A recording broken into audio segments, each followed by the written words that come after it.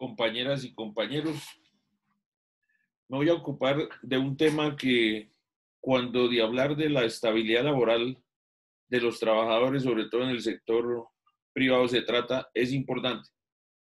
Pero cuando de hablar de la negociación colectiva para que ésta llegue a buen puerto en favor de los trabajadores, también es importante. Y me refiero a la figura jurídica de protección llamada fuero circunstancial. Ese fuero que se establece normativamente en el artículo 25 del decreto 2351 de 1965, es una protección que se encuentra contemplada para cuando se dan los conflictos colectivos de trabajo. Por eso el artículo dice que es la prohibición que tienen los empleadores de despedir a sus trabajadores sin justa causa comprobada. Y ahí surge una pregunta: ¿desde qué momento y hasta qué momento existe el fuero circunstancial? ¿Existe esa protección para que los empleadores, a través de esa potestad que tienen de poder despedir a sus trabajadores, no debiliten a la organización sindical o incluso al grupo de trabajadores que se encuentran negociando sus condiciones laborales con el empleador? Es pacífica la teoría de que ese fuero circunstancial se inicia desde el momento de la presentación del pliego de peticiones. Diría que para el caso de los sindicatos que no tienen un laudo o una convención colectiva vigente, o si lo existe, desde la presentación de la denuncia de la convención colectiva o el laudo y el pliego de peticiones ante el empleador y el Ministerio de Trabajo.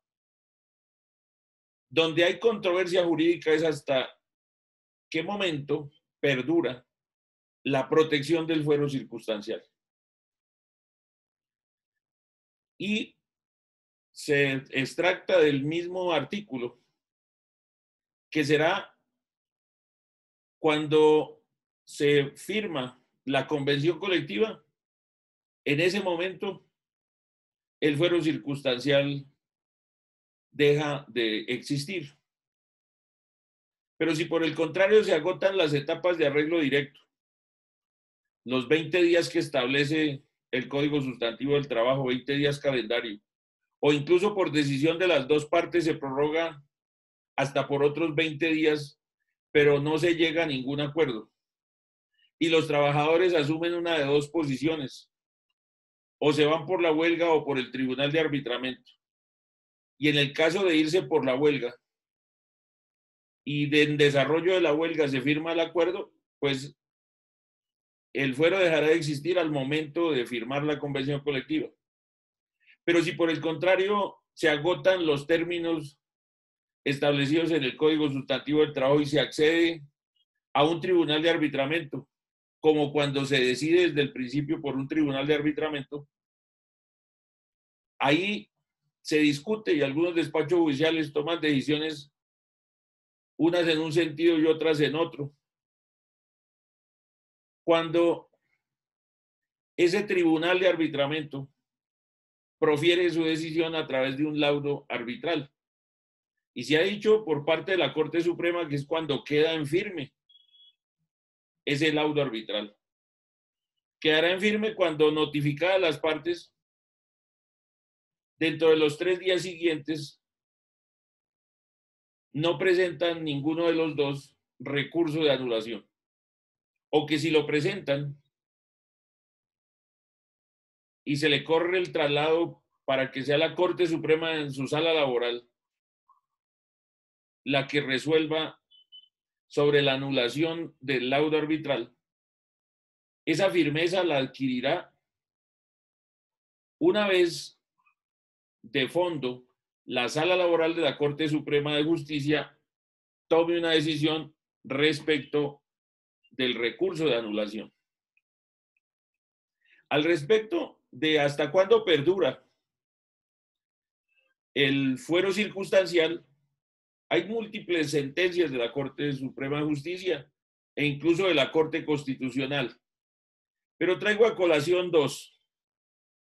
La SL 2436 del año 2018, con ponencia del magistrado Gerardo Botero Zuluaga, donde dice que la Corte ha adoctrinado que el conflicto colectivo y por ende el fuero circunstancial, que surge a raíz de la vigencia de aquel, perdura desde la presentación del pliego hasta el día en que las partes lo definan mediante la firma de la convención o pacto, o hasta cuando quede ejecutoriado el laudo arbitral en su caso. ¿Cuándo queda el laudo ejecutoriado? Cuando adquiere firmeza y se puede exigir. Porque cuando se profiere por parte del Tribunal de Arbitramiento el laudo y contra ese laudo cualquiera de las dos partes o las dos presentan recurso de anulación, esa decisión adoptada por el tribunal no adquiere firmeza porque no se puede exigir su cumplimiento. Solamente se podrá exigir su cumplimiento cuando la Corte decida de fondo. Por eso también la sentencia SL 244-2018, con ponencia del magistrado Donald José Dix Ponef, dijo al respecto: conforme a lo adoctrinado por esta sala, el fuero circunstancial nace con la presentación del pliego de peticiones al empleador por parte de los trabajadores agrupados en una organización sindical o no, y solo permanecerá vigente hasta que se suscriba una nueva convención o pacto colectivo, o quede ejecutoriado el respectivo laudo arbitral cuando fuere del caso. Es decir, la Corte tiene una posición adoptada al respecto, que hasta que no quede en firme el laudo, no dejará de existir el fuero circunstancial. Sin embargo, hay otras sentencias que han dicho que cuando se rompe la estructura del proceso de negociación, es decir, por ejemplo, se presenta el pliego de peticiones y pasan muchos meses y el empleador no llama a la negociación colectiva y la organización sindical no presenta la querella que se debe hacer frente al Ministerio de Trabajo.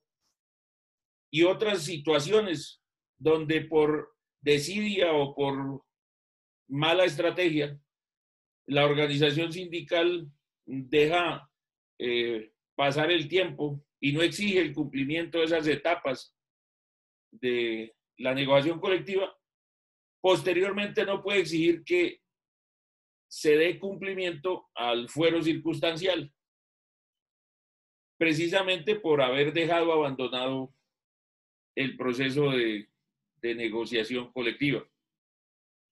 También hay que decir que, como se reitera en la jurisprudencia de la Corte, no solamente se predica de los trabajadores afiliados a una organización sindical que ha presentado un pliego de peticiones a su empleador, sino también de los trabajadores no sindicalizados que organizadamente buscan suscribir un pacto colectivo con el empleador. Y cuando además se puede también dar una serie de eventos que en la vida diaria se presentan. Por ejemplo, se puede ampliar ya en desarrollo el recurso de anulación cuando, por ejemplo, la Corte en su sala laboral devuelve el laudo al tribunal para que se pronuncie sobre un punto o rehaga uno de los puntos decididos. O cuando apenas anula o no anula, pues será cuando tome la decisión la Corte Suprema de Justicia. Creo que en la situación que vivimos se hace indispensable conocer todo y escudriñar todas esas herramientas jurídicas que tienen que ver con la negociación colectiva, más cuando cada día se hace más difícil llegar en la mesa de negociación a un acuerdo entre las partes y se tendrá que acudir de manera más reiterativa a estas figuras como los tribunales de arbitramiento y se tendrá que conocer también cuáles son los alcances de figuras protectoras como el fuero circunstancial.